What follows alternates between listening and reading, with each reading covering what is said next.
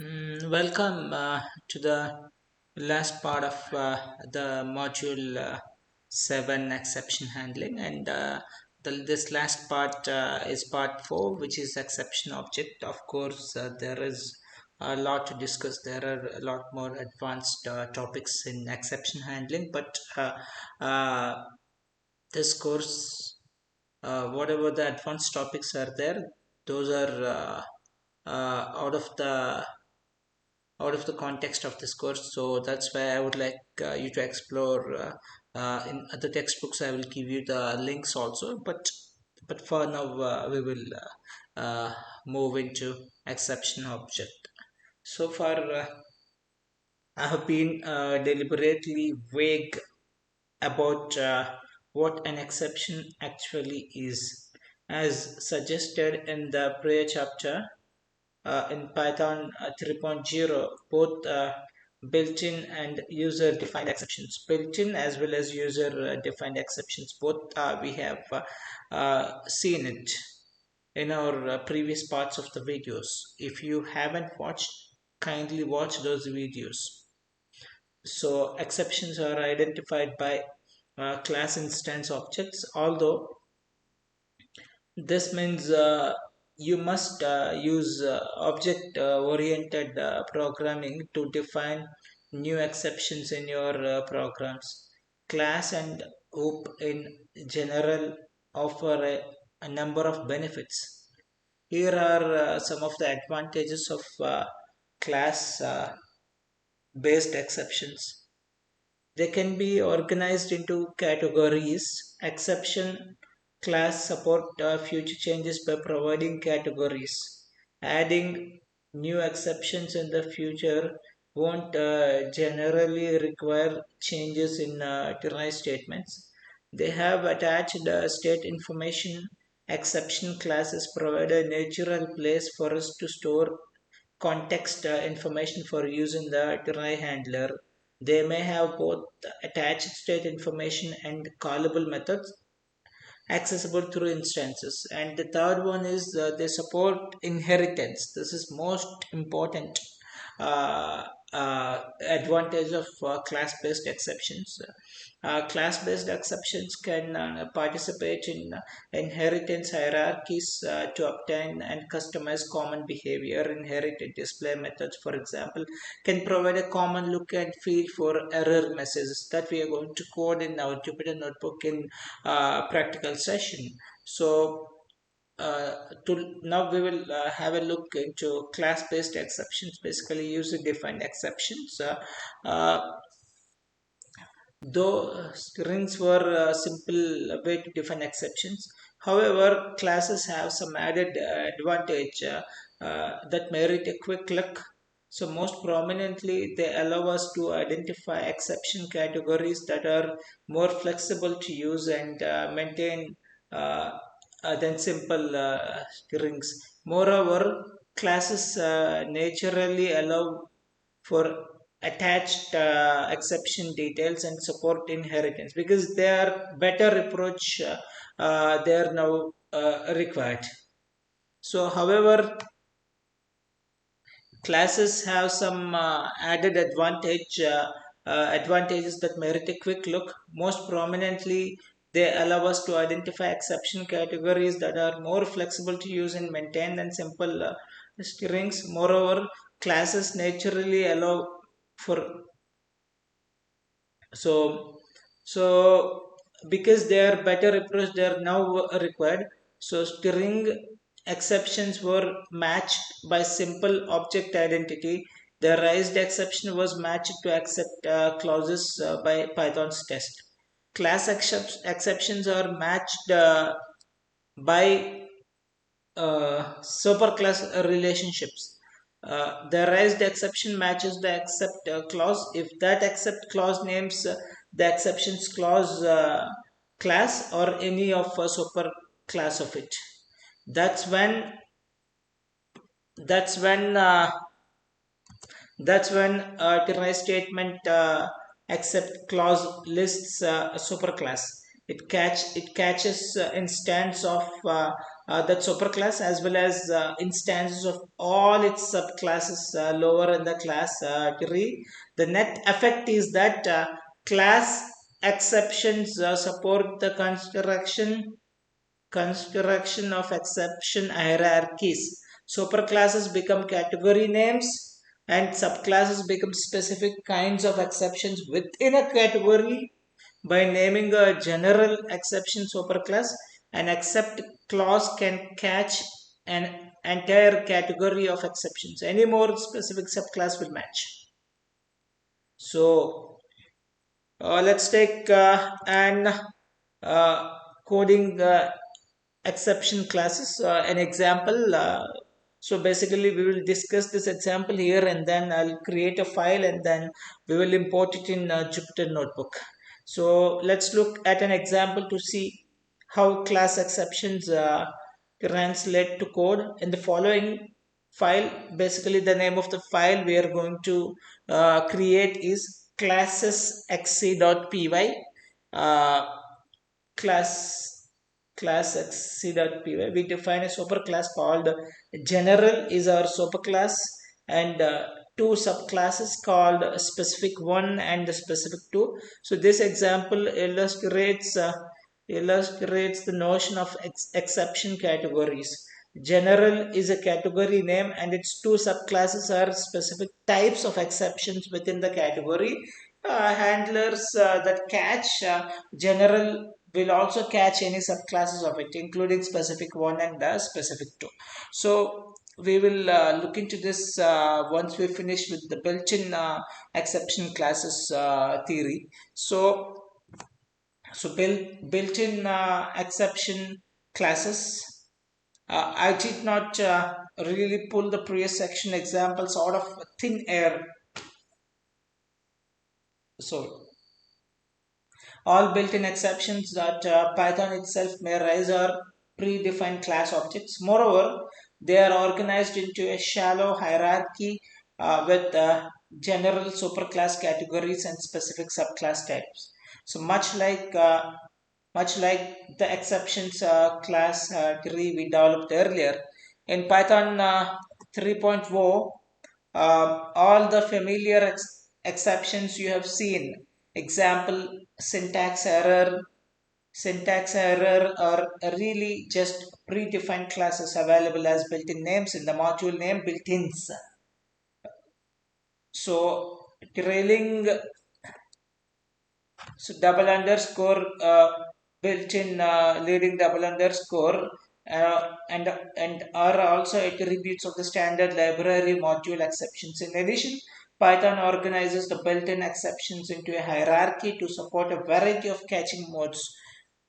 For example, the first one is base exception. So here the base exception is a class, the top level root superclass. Base exception is a top level root superclass of all exceptions. This class is not supposed to be directly inherited by user defined classes. User defined classes are the classes that we write and we should not directly inherit the base exception. It provides a default printing and state retention behavior inherited by subclass. If the str built-in is called on an instance of the class returns the display strings of the constructor arguments passed when the instance was created. And the second one we have is an exception. So the top level root superclass of application related exceptions. So here this is an immediate subclass of base exception and is superclass to every other built-in exception, because in normally for user-defined classes, exception classes, we use this exception as a superclass, except the system exit event classes, system exit, keyboard interrupt, and generator exit. Other than these three exceptions, we use it for rest all other user defined exceptions, exception as a superclass. And almost all user defined classes should inherit from the class from the exception class, not base exception. So the third one is arithmetic error. This is also superclass of all numeric error and a subclass of exception. And overflow error, a subclass of arithmetic error that identifies a specific numeric error. So um, why to uh, waste time, and we'll just jump into our Jupyter notebook and see uh, and explore the uh, exceptions classes and built-in exception classes. So exception objects, and we'll begin with coding exception classes. So what we'll do is we will go to that location, so where we have we'll open our Jupyter Note VS Code, and then so here we can see that classes xc.py. This is the file we have written. So here what I have done, the name of the file or module is classes xc.py, and I have defined three classes, out of which the first class is a superclass called general uh, and it's inheriting from exception class. That's what we have discussed in our theoretical class, and we just pass it, that's fine. And after that we have defined two subclasses called a specific one and then specific two. Both have a common superclass, that is general. So with this, we'll save this file, and then we will get back to the Jupyter notebook. So now what we'll do is we'll import. So import classes XC. So we haven't got any exception. That means it's absolutely fantastically got imported. So now I'll try to access the namespace and check the namespace what it has uh, consisted of. So here if you check the namespace, it consists of three classes, and then remaining all are built-in functions. And then so general specific one and then specific two. Okay, then let's so now we'll begin with the rise superclass instance. Okay, our superclass, to get the superclass instance, our superclass is general. So I will check the first one as riser 0, the name of the function, and then inside the superclass instance is I connected the superclass instance with the x, capital X, and then I'll raise that X. Let's see what's going to happen. So general is the superclass, if you remember, or else I'll show it again. So general is our superclass, and then general has directly inherited from exception. This is a built-in superclass. Okay, it got closed. Okay, no, fine. So let me execute it, and then I'll call the razor 0 function, and we'll see what's going to happen. So what we got is a general exception, because that's what the name of the class. So ultimately we got it the same. And the second one is rise subclass instance. So here we'll use specific one and specific two. So riser one is the name of the function, and then specific one and specific two are the two subclasses, and we'll try to create two instance for the both, and then we'll erase that. So for specific one, we got the specific one class got called, and then for other one also we get the same thing. So rise different subclass that's a specific to here you can see, and then here it is module. So module dot attribute uh, state attribute expression. So now we call that also, and when we execute that, we got the specific two subclass which got inherited from. Or else we can do a simple trick that use for loop and then execute all razor 0, razor 1, razor 2 at a time, and then inside that you can just call a function for the commonly, and then make it general as exception handling in common, and let's see what's going to happen. So this is what happens. So you got three classes here, all three were caught, and then general, specific 1 and specific 2 all belongs to module classes XC. So that's what we got. And then uh, next we will move on to built-in exception categories. So whether or not you will leverage the categories in the built-in class tree, it serves as a good example. By using similar techniques for class exceptions in your own code, you can provide exception sets that are flexible and easily modified. Now the first thing is default printing and state. So here we will do some modifications, custom display, custom data. So let's see. So first we'll do with default printing and state. This explains why arguments passed to built-in exception classes show up in error message. Any constructor arguments are attached to the instance and displayed when the instance is printed. So let's begin with an inbuilt exception, the built-in exception, that's arise, and then index error. Index error is our built-in exception. So we'll see this, and then this is same as index error with no arguments. Basically we haven't used any parenthesis to make an instance. So basically we are directly calling without arguments. That's what, no arguments. And let's see what's going to happen. So still we are able to get an index error. So that's the one way, and the second way is using an argument inside that.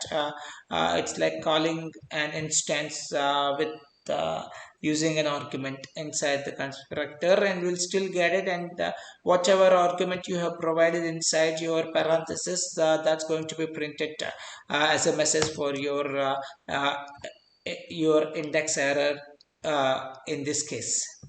And then you can also do with the available in object attribute methods. So that is a one way to do.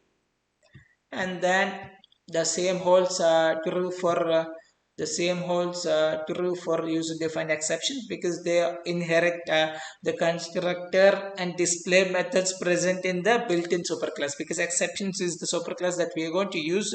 So it's going to ultimately it will inherit from the exceptions superclass. That's the reason the constructor and display methods by and large will be same. If you want to modify, you can modify. That's we're gonna look in to now. So now what we are doing is we are creating user defined exception classes. The first one is E, capital E is our subclass. This is user defined, and the exception is the our superclass from built-in. So we will execute. So now we got arise E and then spam. Basically I'm giving an argument spam, and we'll see what's going to happen. Let me execute. See, you got the spam, you got it. So because ultimately or inherently it the subclasses, the user defined classes inherit all the properties from superclass exception, which is a built-in exception class. So the next thing, same we can use and put a plenty of arguments into your user defined subclass and call it. Let's see. And let's see. So you are able to get it all the arguments with your error. you can actually modifying your print statement too. So although this automatic state and display support is useful by itself, for more specific display and state retention needs, you can always redefine inherited methods such as trailing double underscore string leading double underscore and trailing double underscore init leading double underscore. In exception subclasses, the next link, the next cell shows how to do that. So let's do a custom print display. So again, I would urge you to have a look uh, of module 6, which is classes and oops, so that I have clearly explained each topic with a simplistic real world example. I hope you will get a clear understanding out of it. That's why please watch those videos first and then come here, because there are a lot of classes and oops topics, a lot of inheritances and a lot of other topics of classes and oops we have been discussing in exception handling. So that's the reason I'm requesting you to watch those videos first and then come here. So as we saw in the preceding section, by default instances of class based exceptions display whatever you pass to the class constructor when they are caught and printed. So let's create our um, user defined exception class, that is this bad. Okay, so now name of the exception, the superclass is built-in exception, and then pass it. So now rise the subclass, user defined subclass, and then print it. Let's see, you'll get whatever argument that you have given to your subclass. So basically, which is making an instance out of it. That's what we get it.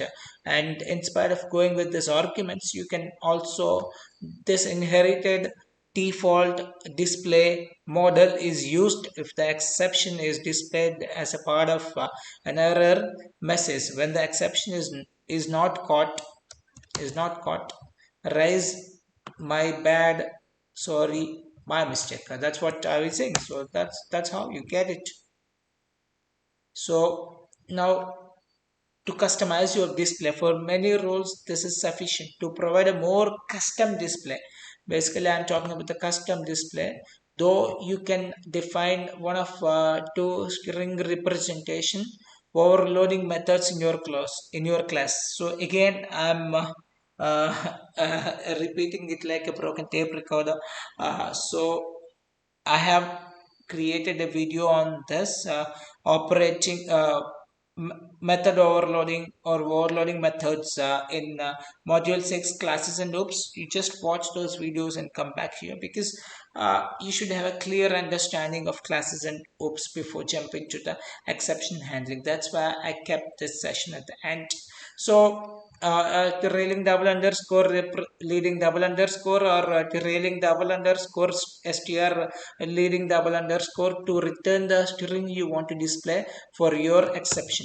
So again I have taken the same one, this bad, and then it inherits from superclass, built-in superclass, that is exception. So now we are customizing our display, that is using met operator or overloading methods. So method overloading, whatever you call it, so our operator overloading. So using that we want to customize our display method. So next what we have is, you just try that, you catch your exception, and then handle your exception uh, by calling the x, which was ultimately referred to the disbad instance. So you can see, this is how we can customize the display using overloading methods or operator overloadings. So rise this back, still you get the same thing. Now next what we'll do is we'll customize the data and behavior. So now what we'll do, we will customize both the aspects. So for example, a program that parses data files might signal a formatting error by raising an exception instance that is filled out with the extra details about the error. So if you see, the name of the class, the subclass is format error, and exception is built in superclass. And then first what we are doing is we are customizing our constructor completely. So init and then self line file and then self dot line file, these are our instance attributes, and these are our line file or parameters of initialization method.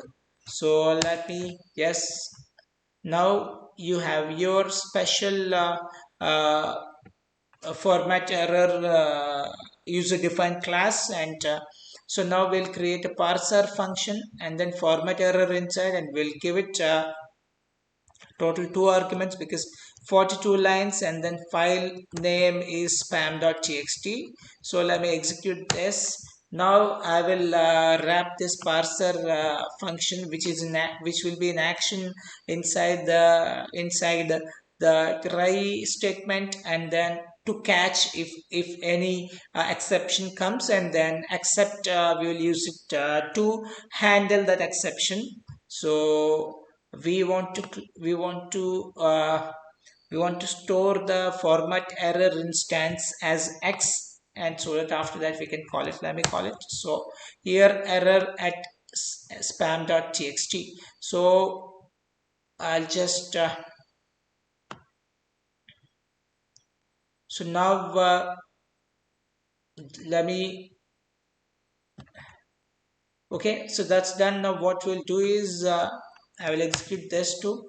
So now providing exception method, so we have added the constructor, customized constructor to our um, subclass, user defined subclass. So but now I would like to add methods to it, so that uh, a method that uses exception state information to log errors to a file. So I just want to log all the errors, how many errors have been created, how many instances have been created, and I just want to log it and keep it in a file. Let me execute that and we'll see. So format error, the name of the user defined file that we have created from the inherited built-in superclass, that is exception. So then our attribute class attribute is log file, that's the file handle, that's log file. And basically format error.txt is the name of the file. I just want to put it at uh, change it as format error1.txt. So now inside that we will write a blueprint as we have discussed earlier in our classes. And oops, I have built a constructor with line file, and then a method that is log error self. So basically what it does is log is our file handle, and then open is an inbuilt function. So self.log file is our instance attribute, and append to your file, and then print it. Let me execute it, and we should run this file. We should run this function, and this is the arise this format error. And let me wrap this parser function inside the try statement, and then file and then exception handling is done through accept as xcext. So finally use log error method to log into it. So let me execute once, and I will get back to that file, and let's see format error 1. So 1. So let me go back to this. I'll keep it here, and I'll execute one more time, and we'll see what's going to happen. So 1 2 3. Okay, now this is here. So format error So we are able to get it. So that's how this, okay, just a minute, format error, and yeah, that's how it's able to uh, save our number of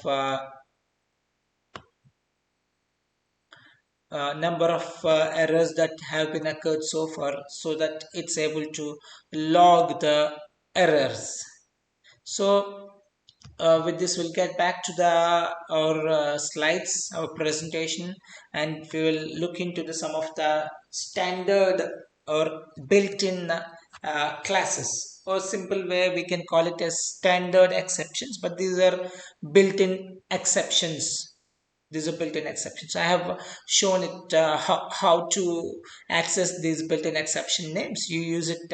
You use a built-in module. Import the built-in module, and then use dir function to access the name space. So let's begin the list of some of the standard, most widely used standard exceptions. So we'll begin with exception. Exception is base class for all exceptions, and then stop iteration. This is very important. This is raised when the next method. So this we have discussed in iterations and comprehensions. If you haven't watched that video, kindly watch that video too. So this is next method of an iterator does not point to any object. And then system exit is one more. It is raised by the sys.exit function. And standard error, it's a base class for all built-in exceptions except stop iteration and the system exit. Then arithmetic error, which is very important, base class for when we say base class, it's a kind of super class for certain types of certain categories of user-defined classes. Base class for all errors that occur for numeric calculations. Then overflow error raised when a calculation exceeds minimum limit for a numeric type. And floating point error, this is also very important, note down. So raised when a floating point calculation fails. And the zero division errors, most commonly occurred error, rise when division or modulo by zero takes the place for all numeric types. And assertion error, this raised in case of failure of the assert statement. Basically it is conditional based. And attribute error raised in case of failure of attribute reference or assignment. End of expression or EOFE error, EOF error raised when there is no input from either the raw input or input function. And the end of file, it is end of file is reached. Import error raised when an import system fails. So we have discussed import, how a module path search will be there, how a Python searches for the module name, that we have discussed. So if it won't find anywhere, finally it throws an exception. That exception is import error. And then keyboard interrupt raised when this is normally used when we face when we encounter infinite loops. In that case, we have to use control plus C. So raised when the user interrupts program execution, usually by pressing control plus C. So lookup error, base class for all lookup errors. And index error raised when an index is not found in a sequence. So then we have key error. Key error is raised when the specified key is not found in the dictionary. It is specific to the dictionary. And the name error, this is the most commonly thrown exception from the Python. This is raised when an identifier is not found in the local or global namespace. And unbound local error raised when trying to access a local variable in a function or method, but no value has been assigned to it. Environment error, base class for all exceptions that occur outside the Python environment. IO error raised for operating system related errors. Syntax error, again this is most a widely thrown exception from Python. So raised when there is an error in the Python syntax. Indentation error raised when indentation is specified properly. System error raised when the interpreter finds an internal problem. But when this error is encountered, the Python interpreter does not exit.